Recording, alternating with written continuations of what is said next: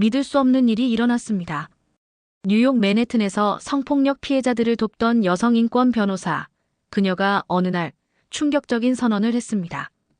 밤길을 걷다 강도를 당한 그날 이후 그녀의 삶은 산산이 무너졌습니다. 6개월간의 치료에도 그녀는 다시 밤거리에 설 수 없었습니다. 어느 날 우연히 본 한 기사 한국 여성이 혼자 밤길을 걷는 나라. 처음엔 코웃음 쳤지만 곧 믿기 힘든 댓글들과 실제 체험담에 분노 섞인 호기심이 폭발합니다. 거짓이기만 해봐. 내가 직접 확인하러 간다. 부모님의 반대를 무릅쓰고 그녀는 홀로 한국행 비행기에 올랐습니다. 새벽 2시 인천공항. 그녀가 처음 본 한국의 밤은 그녀가 알던 그 어떤 나라와도 달랐습니다. 100m도 혼자 걷지 못했던 여성이 어떻게 한국 정부 포럼의 연단에 서게 되었을까요? 그리고 아시아 따위라던 아버지가 한국어로 축사를 하게 된 이유는 무엇이었을까요? WHO가 주목한 기적의 회복 스토리. 시작 전 구독과 좋아요 부탁드려요. 저는 에리카 맨델슨입니다. 뉴욕 맨해튼에서 여성 인권 전문 변호사로 10년 넘게 일해왔어요.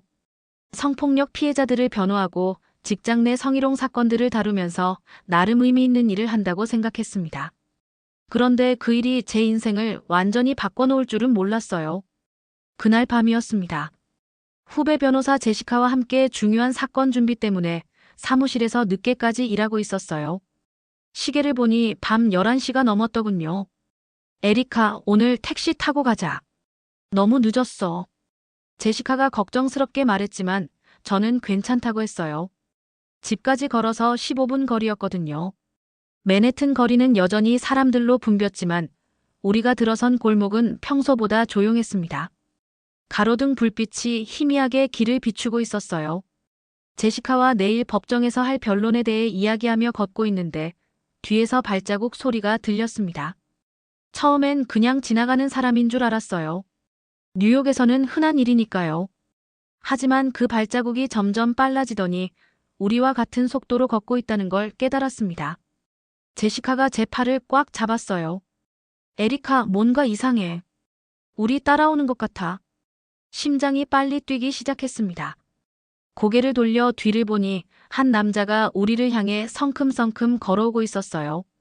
후드를 뒤집어 써서 얼굴이 잘 보이지 않았지만 뭔가 위험한 느낌이 들었습니다. 빨리 걸어. 제시카에게 속삭였어요. 하지만 그 남자는 더 빨리 달려왔습니다. 모든 게 순식간에 일어났어요. 소리를 지르려 했지만 목이 막혔고 도망가려 했지만 다리가 굳어버렸습니다. 그 남자는 제시카를 먼저 밀쳤고 제시카가 바닥에 넘어졌어요. 그리고는 저에게도 손을 뻗었습니다. 가방 내놔. 남자가 소리쳤어요. 하지만 저는 본능적으로 가방을 꽉 껴안았습니다. 그 안에는 중요한 서류들이 들어있었거든요. 남자가 더 거칠게 당기자 저는 악을 쓰며 저항했어요. 그 과정에서 저도 땅에 쓰러졌습니다. 다행히 건물에서 나오던 사람이야. 뭐 하는 거야? 라고 소리를 지르는 바람에 그 남자는 도망갔어요. 하지만 그 짧은 순간이 제 인생을 완전히 바꿔놓았습니다. 제시카는 무릎을 다쳤고 저는 손목을 삐었어요. 하지만 진짜 상처는 마음에 났습니다. 그날 밤부터 잠을 잘 수 없었어요. 눈을 감으면 그 남자의 얼굴이 떠올랐고 발자국만 들려도 심장이 터질 듯 뛰었습니다. 밤에는 아예 집 밖으로 나갈 수 없었어요.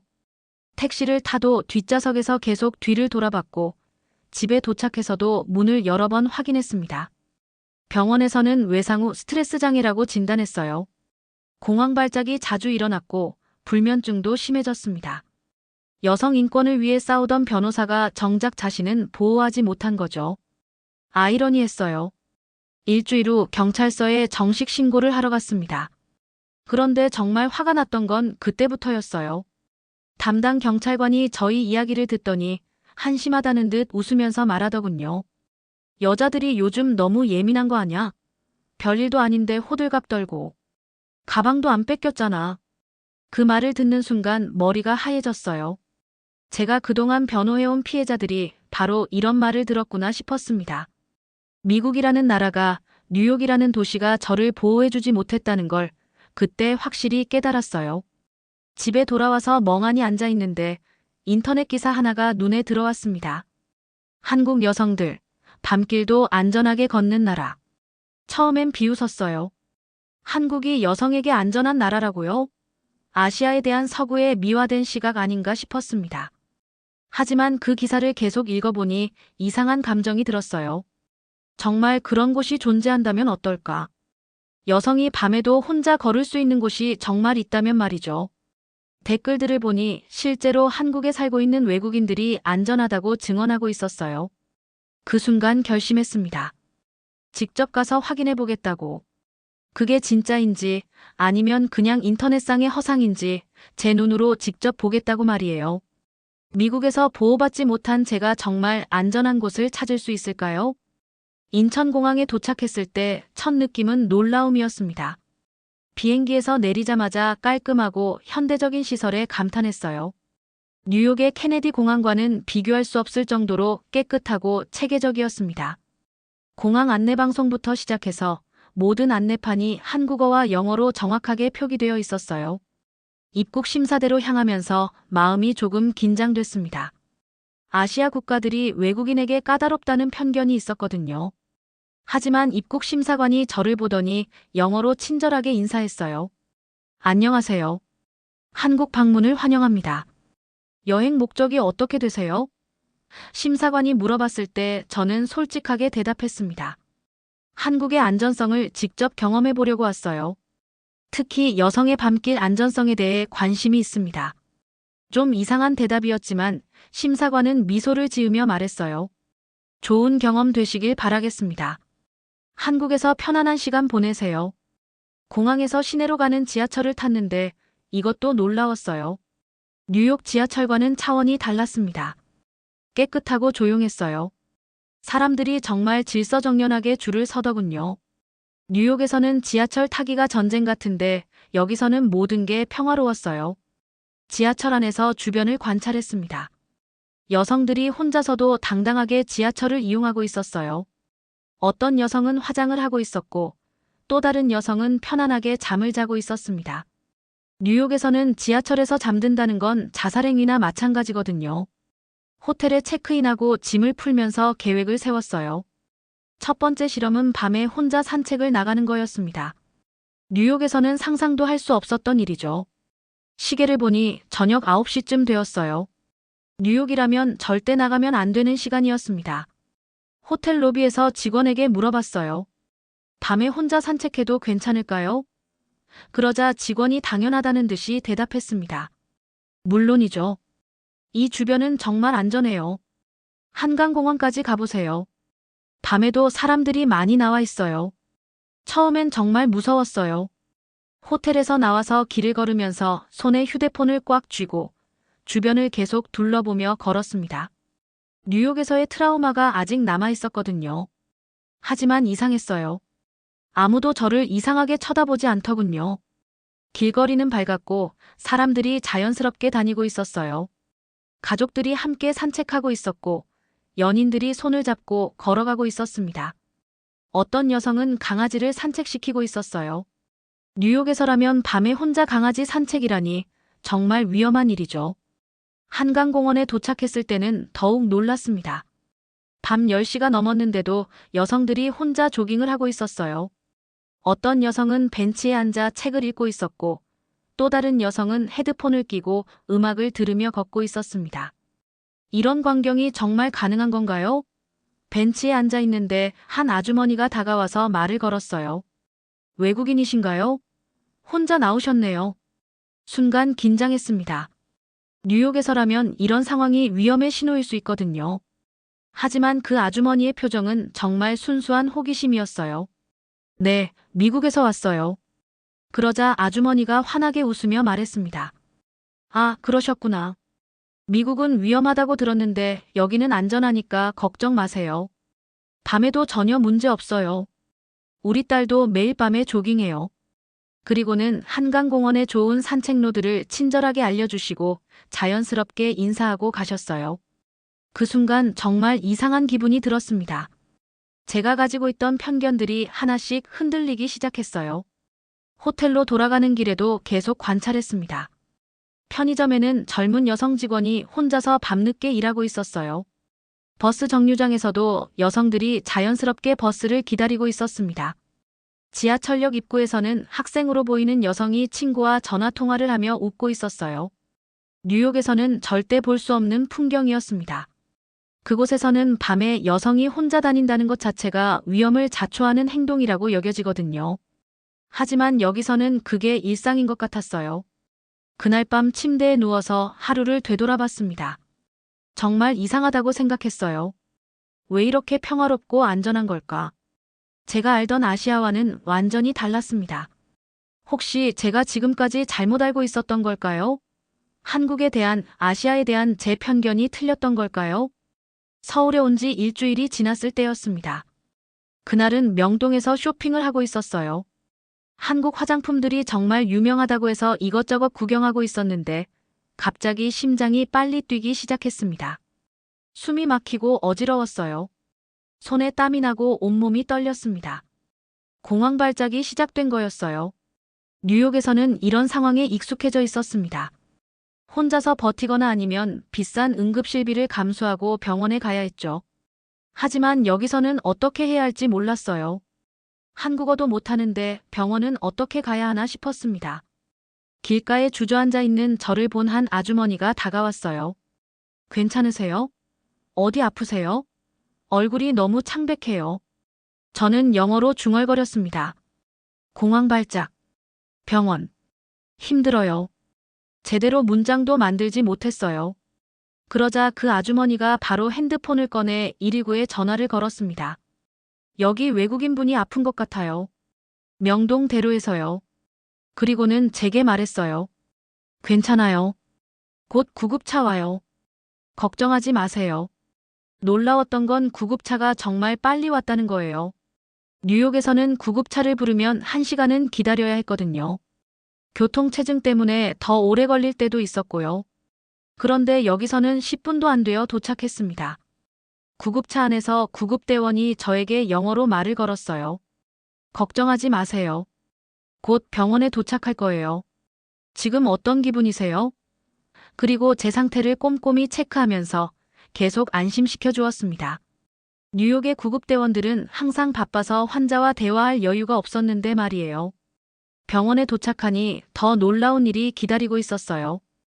응급실 직원이 영어로 된 문진표를 가져왔고 통역 서비스도 제공해 주었습니다. 외국인 환자를 위한 서비스입니다. 편하게 이용하세요. 정말 세심한 배려였어요. 의사가 저를 진찰하면서 친절하게 설명해 주었습니다. 공황 발작이군요. 스트레스나 트라우마 때문에 생기는 증상이에요. 많이 힘드셨을 것 같은데 여기서는 충분히 치료받으실 수 있어요. 그리고 정신과 상담도 바로 연결해 주었어요. 뉴욕에서는 정신과 예약을 잡으려면 몇 주는 기다려야 했는데 여기서는 당일에 상담을 받을 수 있었습니다. 의료 시스템이 이렇게 체계적으로 되어 있다니 정말 놀라웠어요. 정신과 의사 김태준 선생님을 만났을 때도 깜짝 놀랐습니다. 키가 크고 온화한 인상의 의사였는데 유창한 영어로 제 상황을 자세히 물어보시더군요. 미국에서 어떤 일이 있었는지 천천히 이야기해 보세요. 시간은 충분히 있으니까요. 제가 뉴욕에서 겪었던 일들을 자세히 설명했어요. 강도를 만났던 일, 경찰의 무관심, 그리고 그 이후 생긴 트라우마까지. 김태준 선생님은 중간중간 고개를 끄덕이며 진지하게 들어주셨습니다. 정말 힘드셨겠네요. 그런 경험을 하시고도 혼자 한국까지 오신 용기가 대단해요. 그리고는 이렇게 말씀하셨어요. 미국에서 힘든 일을 겪으셨지만 여기서는 다시 걸을 수 있을 거예요. 제가 도와드릴게요. 그 말을 듣는 순간 눈물이 났습니다. 그런 말 미국에서도 못 들었어요. 뉴욕의 의사들은 항상 바빠서 환자 한 명당 15분 정도밖에 시간을 내주지 않았거든요. 하지만 김태준 선생님은 1시간 가까이 제 이야기를 들어주셨어요. 치료 계획도 꼼꼼하게 세워주셨습니다. 천천히 단계별로 치료해 나가면 분명 좋아지실 거예요. 한국에서의 경험이 치유에 도움이 될 수도 있어요. 병원비를 정산할 때도 놀랐어요. 뉴욕에서라면 수천 달러는 나왔을 텐데 여기서는 정말 저렴했습니다. 그리고 외국인도 의료보험 혜택을 받을 수 있다고 하더군요. 한국의 의료 시스템이 이렇게 훌륭하다는 걸 그때 처음 알았어요. 병원에서 나와서 호텔로 돌아가는 길에 김태준 선생님이 하신 말씀이 계속 머릿속에 맴돌았습니다. 여기서는 다시 걸을 수 있을 거예요. 정말 그럴 수 있을까요?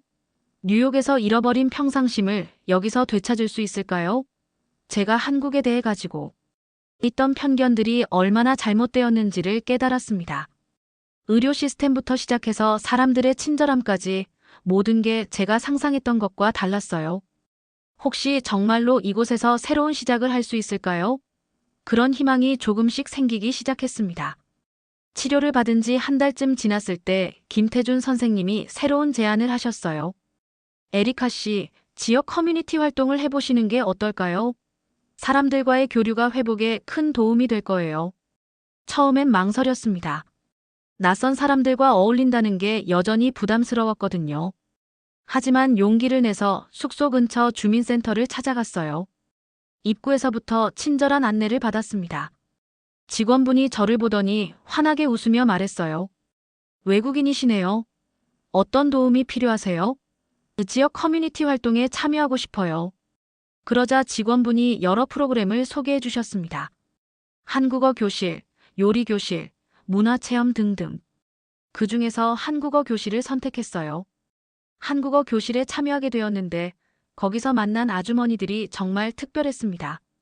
처음 수업에 갔을 때 저를 보시더니 모두 신기해하시면서도 따뜻하게 맞아주셨어요. 어머, 미국에서 온 변호사님이래요. 제가 서툰 한국어로 자기소개를 하니까 박수까지 쳐주시더군요. 에리카 씨, 발음이 정말 좋아요. 우리보다 영어 잘하시겠네요. 그런 반응이 정말 고마웠어요. 뉴욕에서는 외국인이라고 무시당한 적이 많았거든요. 수업이 끝나고 한 아주머니가 제게 다가왔어요. 박미선이라고 하시는 분이었는데 정말 친근하게 말을 걸어주셨습니다. 우리 경로당에도 한번 놀러와요. 할머니들이 외국인 보면 너무 좋아하셔. 경로당이라는 곳이 뭔지도 몰랐지만 호기심에 따라갔어요. 작은 건물 안에는 할머니들이 모여서 화투를 치고 계셨습니다. 저를 보시더니 어머 외국인이네. 예쁘게 생겼다. 하면서 환영해 주셨어요. 자리를 만들어 주시며 함께 앉으라고 하시더군요. 한 할머니가 제 손을 잡으며 말씀하셨어요. 우리나라 와서 고생 많았지? 여기서는 편하게 있어. 우리가 다 도와줄게. 그 따뜻한 손길에 또 눈물이 났어요. 뉴욕에서는 이런 따뜻함을 느껴본 적이 없었거든요. 할머니들이 화투 치는 법도 가르쳐 주시고 한국 전통 과자도 나눠주셨어요. 이거 우리가 직접 만든 거야. 맛있게 먹어. 정말 가족 같은 느낌이었습니다. 혈연 관계도 아닌 외국인인 저를 이렇게 받아들여 주시다니. 저녁에는 동네를 산책하기 시작했어요. 처음엔 여전히 무서웠지만 김태준 선생님 말씀이 떠올랐습니다. 여기선 괜찮아요. 천천히 시도해보세요. 정말 그랬어요. 아무도 저를 이상하게 보지 않았고 위험하다고 느끼지도 않았습니다. 동네 골목길을 걸으면서 한국의 일상을 관찰했어요. 아이들이 학원에서 돌아오는 모습, 직장인들이 편의점에서 간단한 저녁을 사는 모습, 할머니들이 평상에 앉아 이야기하는 모습. 모든 게 평화로웠어요. 어느 날 밤 산책 중에 길을 잃었어요. 스마트폰 지도를 보려고 하는데 배터리가 다 떨어져 버렸습니다. 당황하고 있는데 지나가던 아저씨가 말을 걸었어요. 어디 찾으세요? 도와드릴까요? 뉴욕에서라면 절대 낯선 사람을 믿지 않았을 텐데 여기서는 왠지 믿을 수 있었어요. 제가 숙소 주소를 보여드리니 거기는 저도 잘 아는 곳이에요. 같은 방향이니까 함께 가시죠라고 하시더군요.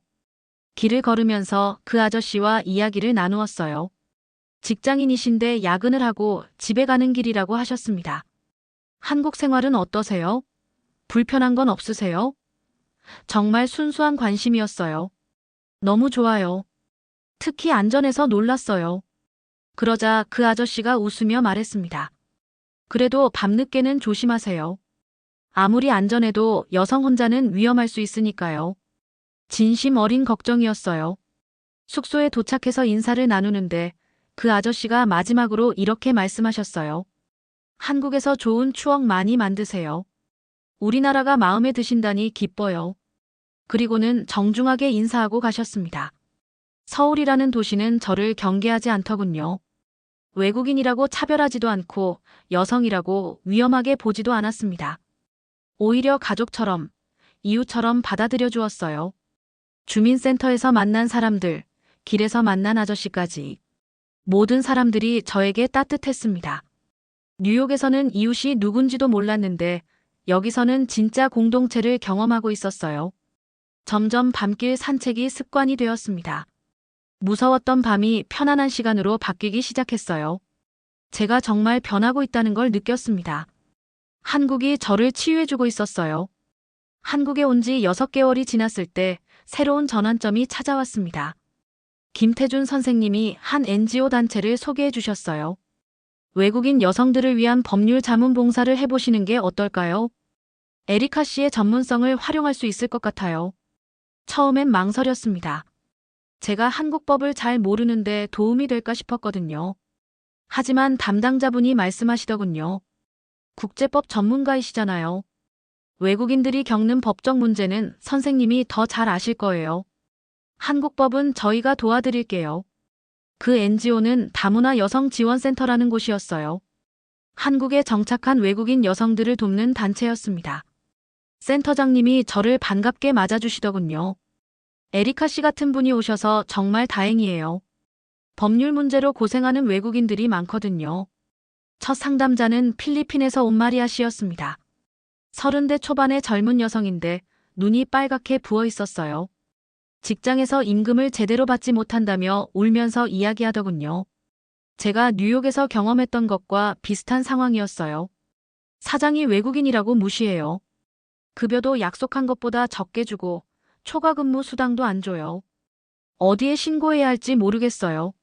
마리아 씨의 상황을 자세히 들어보니 명백한 근로기준법 위반이었습니다. 마리아 씨, 걱정하지 마세요. 한국법으로도 충분히 해결할 수 있어요. 외국인도 한국 근로자와 똑같은 권리를 가지고 있거든요. 제가 그렇게 말하니 마리아 씨 얼굴이 조금 밝아졌습니다. 제 마음이 아팠습니다. 저도 비슷한 트라우마를 겪었기 때문에 그 고통을 너무 잘 알겠더라고요. 마리아 씨가 울면서 말했을 때 제 과거가 떠올랐습니다. 저도 뉴욕에서 무력감을 느꼈었거든요. 마리아 씨, 여기서는 도움받을 곳이 많아요. 포기하지 마세요. 여성 긴급 전화부터 시작해서 쉼터, 법률 지원, 통역 서비스까지 모든 시스템을 연결해 드렸습니다. 한국의 여성보호 시스템이 생각보다 잘 되어 있더군요. 함께 노동청에 가서 신고를 접수했어요. 담당 공무원이 영어로도 설명해 주면서 꼼꼼히 도와주었습니다.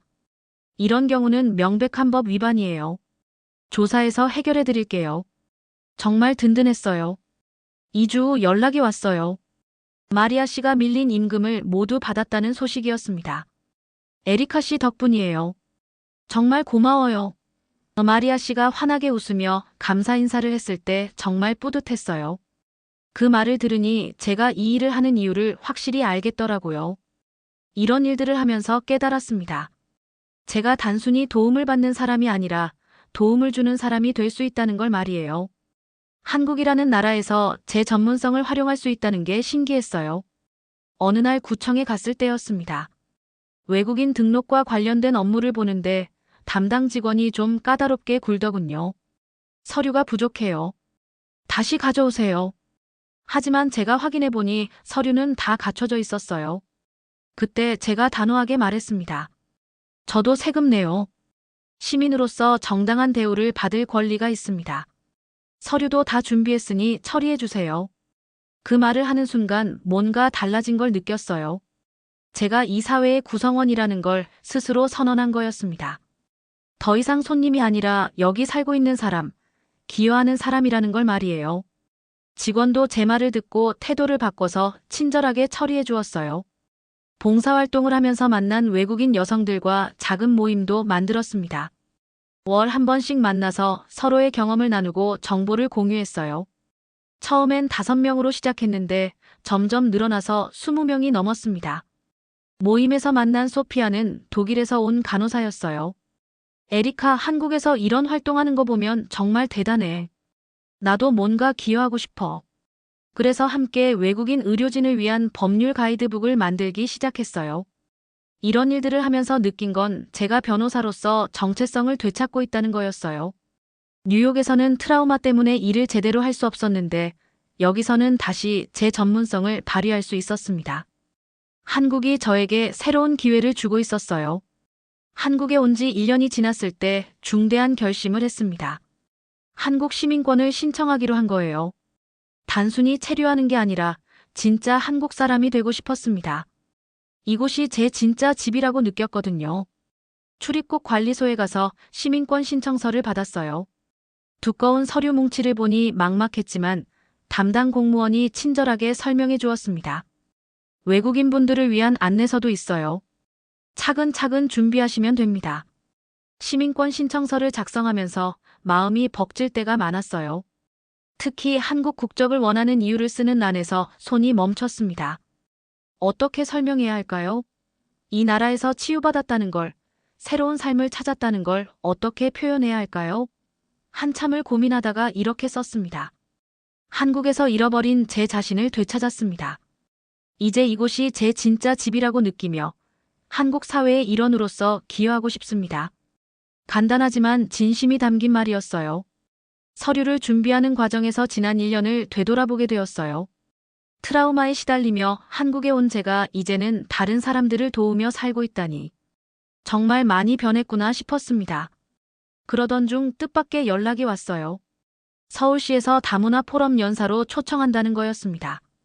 외국인으로서 한국 정착 경험을 나누어 달라는 요청이었어요. 처음엔 부담스러웠지만 제 이야기가 다른 사람들에게 도움이 될 수 있다면 해보자고 생각했어요. 포럼 준비를 하면서 발표 내용을 정리했습니다. 뉴욕에서의 트라우마, 한국에 대한 편견, 그리고 여기서 경험한 치유와 성장 과정까지 솔직하게 이야기하기로 했어요. 포럼 당일 강당에는 정말 많은 사람들이 모였어요.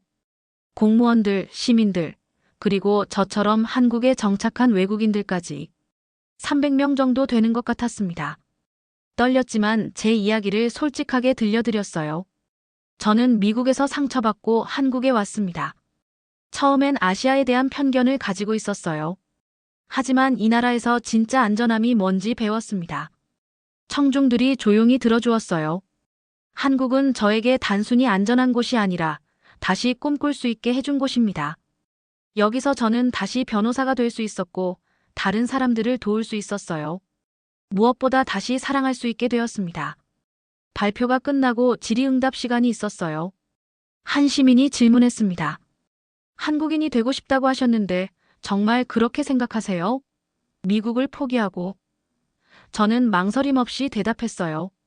네, 이미 제 마음은 한국 사람입니다. 미국은 제게 상처를 준 곳이지만 한국은 저를 치유해 준 곳이에요. 법적으로도 한국 사람이 되고 싶습니다. 박수가 터져 나왔어요. 그런데 놀라운 일이 일어났어요. 그 포럼 영상이 유튜브에 올라가면서 화제가 된 거예요. 조회수가 100만을 넘었고 해외 언론에서도 관심을 보이기 시작했습니다. CNN에서 인터뷰 요청이 온 거예요. CNN 인터뷰는 화상으로 진행되었습니다. 한국이 당신에게 어떤 의미인가요? 라는 질문에 저는 이렇게 답했어요. 한국은 제게 두 번째 인생을 준 나라예요.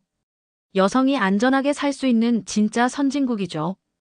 인터뷰가 방송된 후 뉴욕에 있는 옛 동료들로부터 연락이 오기 시작했어요.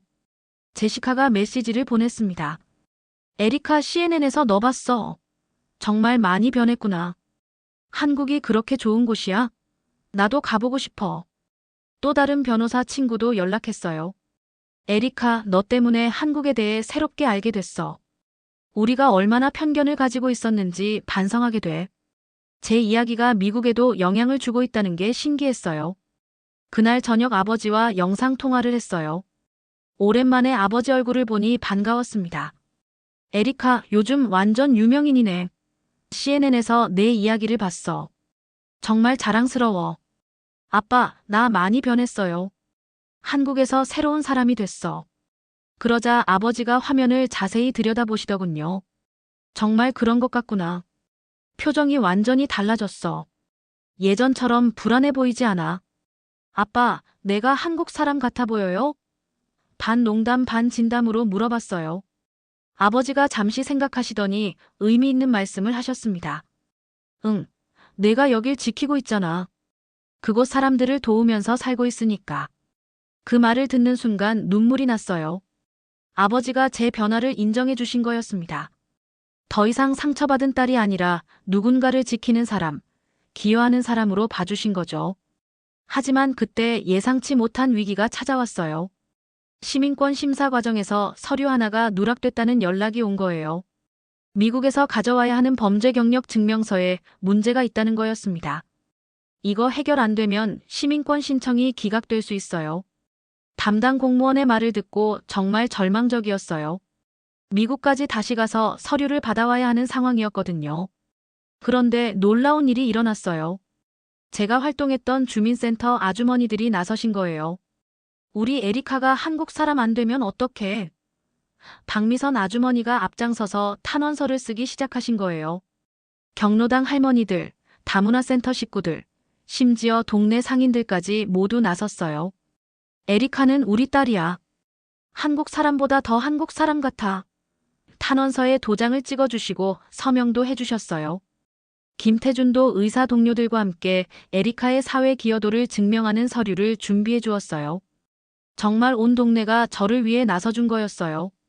한국에서 이런 따뜻함을 경험할 줄이야. 결국 지역 커뮤니티의 도움으로 특별 심사를 받을 수 있게 되었어요. 출입국 담당자도 이렇게 많은 분들이 추천해 주시는 걸 보니 정말 모범적인 외국인이시네요 라고 하시더군요.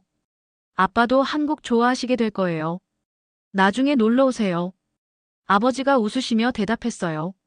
그럴게. 우리 딸이 그렇게 좋아하는 곳이면 분명 특별한 곳일 거야. 시민권도 꼭 받아라. 통화를 끝내고 창밖을 봤어요. 무서워했던 밤이 아니라 평안하고 아름다운 밤으로 바뀐 거죠. 위기도 있었지만 결국 모든 게 해결될 거라는 확신이 들었어요. 김태준 선생님과의 관계도 조금씩 변화하고 있었어요. 처음엔 단순히 의사와 환자 관계였지만 시간이 지나면서 서로에게 특별한 감정을 느끼기 시작했습니다. 치료 과정에서 제 가장 깊은 상처까지 보여드렸기 때문에 더욱 가까워진 것 같았어요. 어느 날 정기 상담이 끝나고 김태준 선생님이 평소와 다른 제안을 하셨어요. 에리카 씨, 오늘 날씨가 정말 좋은데 함께 산책하시겠어요? 치료의 일환으로요. 의료적인 목적이라고 하셨지만 그 표정에는 다른 감정이 섞여 있는 것 같았어요. 병원을 나와서 근처 남산공원으로 향했습니다. 저녁 6시쯤 되었는데 해가 지고 있었어요. 예전이라면 불안해했을 시간이지만 이제는 전혀 무섭지 않았습니다. 오히려 아름다운 노을을 감상할 여유도 생겼어요. 그런데 그때 예상치 못한 문제가 생겼어요. 김태준의 부모님이 우리 관계를 반대하신다는 거였습니다. 아들이 외국인과 사귀는 걸 못마땅하게 여기셔. 김태준이 힘들어하며 말했어요. 부모님이 직접 만나보시면 달라지실 거야. 제가 위로했지만 마음은 무거웠어요. 한국에서 받아들여진다고 생각했는데 가족관계에서는 아직 벽이 있는 거였어요. 며칠 후 김태준이 부모님과 함께 식사 자리를 마련했어요. 정말 떨렸습니다. 어머님이 차갑게 말씀하시더군요. 아들이 왜 굳이 외국인과 사귀려고 하는지 모르겠어요. 한국 여자가 얼마나 많은데. 하지만 저는 포기하지 않았어요. 한국어로 정중하게 인사드리고 제가 한국에서 하고 있는 일들을 설명드렸습니다. 저는 한국을 정말 사랑해요. 시민권도 신청했고 외국인들을 도우는 일을 하고 있어요.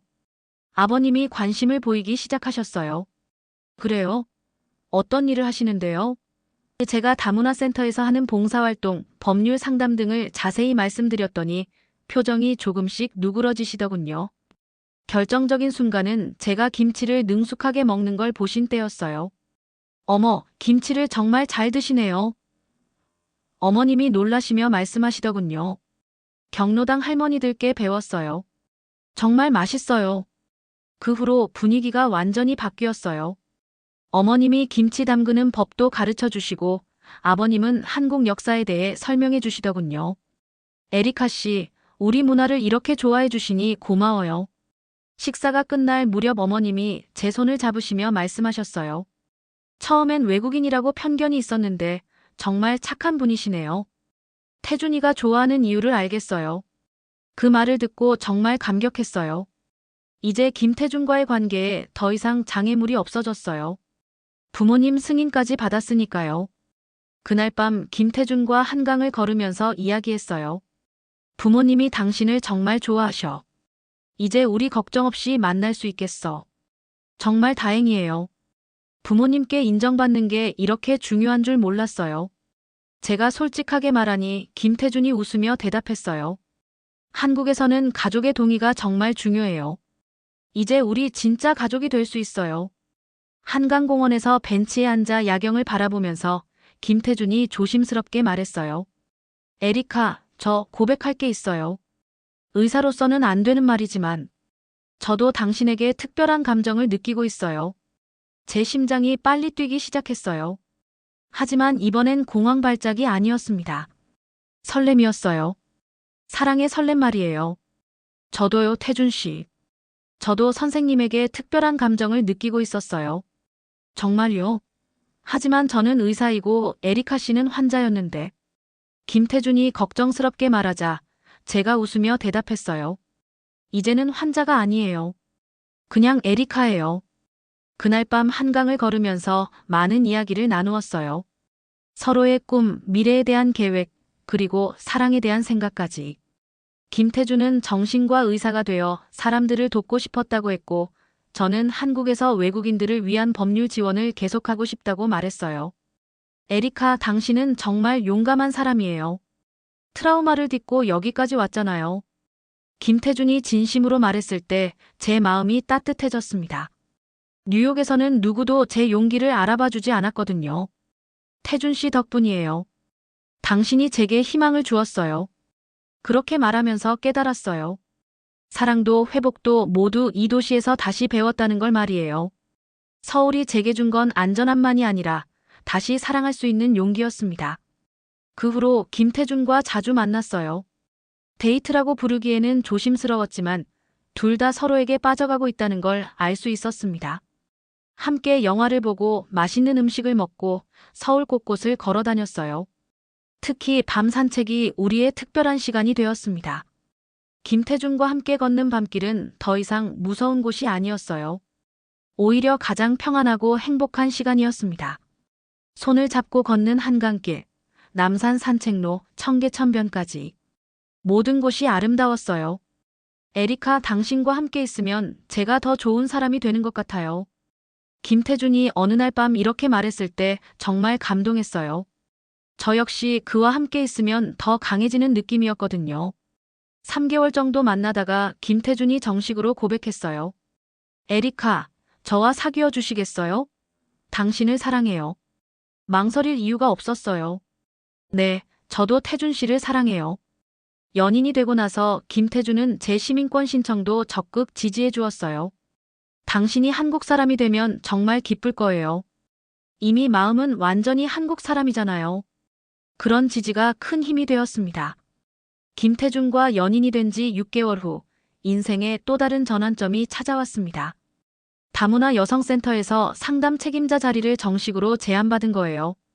더 이상 봉사가 아니라 정규직으로 일하자는 제안이었습니다. 에리카 씨 같은 분이 꼭 필요해요. 법률 전문가이면서 외국인 여성들의 마음을 누구보다 잘 이해하시니까요. 센터장님이 말씀하시더군요. 망설일 이유가 없었어요. 이제 한국에서 제 진짜 직업을 찾은 거였습니다. 새로운 직장에서 첫 상담자를 만났을 때 제가 했던 말이 아직도 기억에 남아요. 여긴 안심하고 걸어도 돼요. 제가 그 증거예요. 1년 전 누군가 저에게 해주었던 바로 그 말이었습니다. 이제 제가 그 말을 전해주는 사람이 된 거죠. 센터에서 일하면서 정말 다양한 사람들을 만났어요. 각자 다른 이유로 한국에 왔지만 모두 새로운 시작을 꿈꾸고 있었습니다. 그들을 도우면서 제 자신도 더욱 성장하고 있다는 걸 느꼈어요. 한국이 저에게 준 것들을 이제 다른 사람들에게 나누어 주고 있었습니다. 어느 날 정말 특별한 소식이 있었어요. 아버지가 한국에 놀러 오신다는 거였습니다. 제가 그렇게 좋아하는 한국이 어떤 곳인지 직접 보고 싶다고 하시더군요. 에리카가 그렇게 변할 수 있게 해준 나라를 내 눈으로 보고 싶어. 아버지가 인천공항에 도착했을 때 정말 떨렸어요. 1년 반 만에 만나는 아버지셨거든요. 그런데 아버지가 저를 보시더니 깜짝 놀라시더군요. 에리카, 정말 많이 달라졌구나. 완전히 다른 사람 같아. 어떡해요? 물어봤더니 아버지가 웃으시며 자세히 말씀해 주셨어요. 눈빛이 달라졌어. 예전엔 항상 불안하고 두려워 보였는데 지금은 정말 평안해 보인다. 자신감도 넘치고.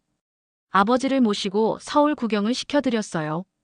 한강공원 명동, 경복궁, 북촌한옥마을까지. 아버지가 계속 감탄하시는 모습을 보니 뿌듯했습니다. 정말 안전한 도시구나. 깨끗하고 체계적이고.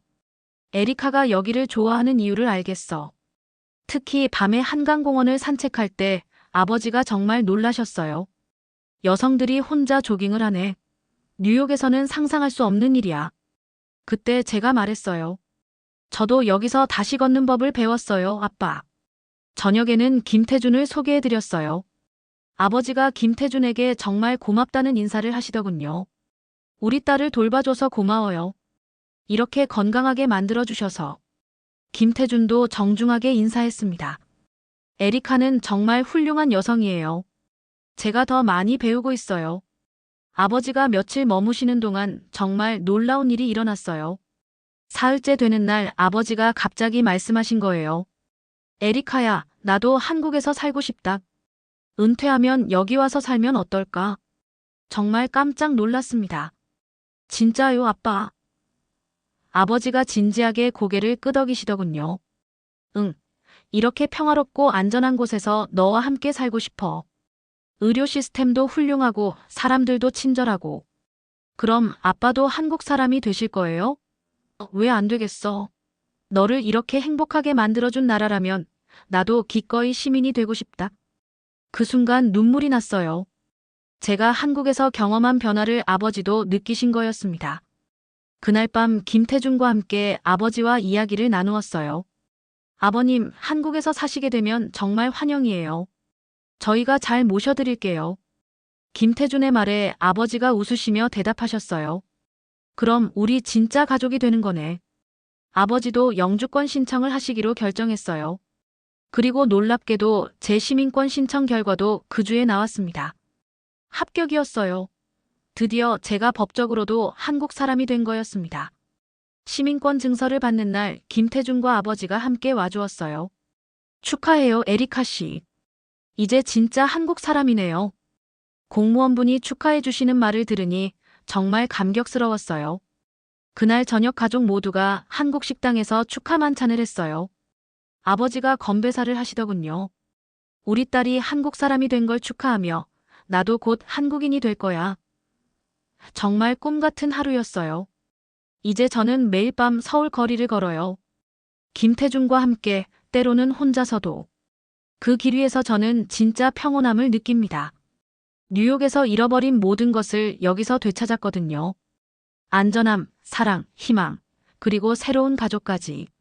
한 달 후 김태준이 정식으로 프로포즈했어요. 한강공원에서 말이에요. 에리카, 여기서 처음 만났을 때부터 알았어요. 당신이 제 운명이라는 걸. 물론 예스라고 답했죠. 결혼 계획도 세우고 아버지의 한국 이주 준비도 하고. 정말 바쁘지만 행복한 나날들이에요. 다문화센터에서는 제가 센터의 모범 사례가 되었다며 더 많은 외국인들을 도와달라고 하시더군요. 여긴 안심하고 걸어도 돼요. 이 말을 새로운 외국인 여성들에게 할 때마다 뿌듯해요. 이제 이 말이 거짓이 아니라는 걸 제 삶으로 증명할 수 있거든요. 한국은 제게 단순히 피난처가 아니었어요. 새로운 인생의 시작점이었습니다. 이제 이곳이 제 진짜 집이고 저는 진짜 한국 사람입니다. 밤길도 무섭지 않은, 사랑도 할 수 있는, 다른 사람도 도울 수 있는 사람으로 다시 태어났어요. 트라우마로 시작된 제 한국행이 이렇게 아름다운 결말을 맞게 될 줄은 정말 꿈에도 몰랐습니다. 서울의 밤길 위에서 저는 제 인생의 가장 소중한 것들을 모두 찾았어요. 평안함, 사랑, 그리고 희망을 말이에요. 지금도 가끔 생각해요. 내가 그날 그 기사를 클릭하지 않았다면 아직도 밤이 무서운 채로 살고 있었을 거라고요. 하지만 이제 전 누군가의 손을 잡고 한강을 걷습니다. 무섭지 않게 조용히 당당하게 한국은 제게 새로운 시작을 허락한 나라예요. 그리고 지금 이 영상을 보고 계신 당신에게도 두 번째 기회는 반드시 존재합니다. 이야기가 마음에 닿았다면 좋아요와 구독으로 함께 걸어주세요. 다음 이야기에서 또 만나요.